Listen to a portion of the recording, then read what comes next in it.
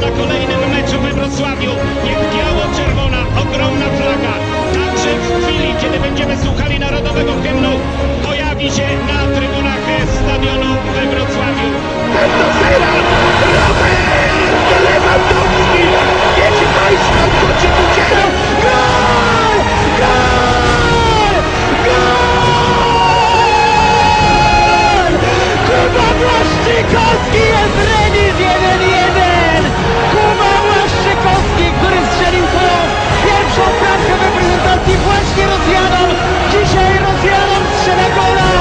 Jest remis 1-1! Gramy dalej! Jeszcze nie wszystko stracone!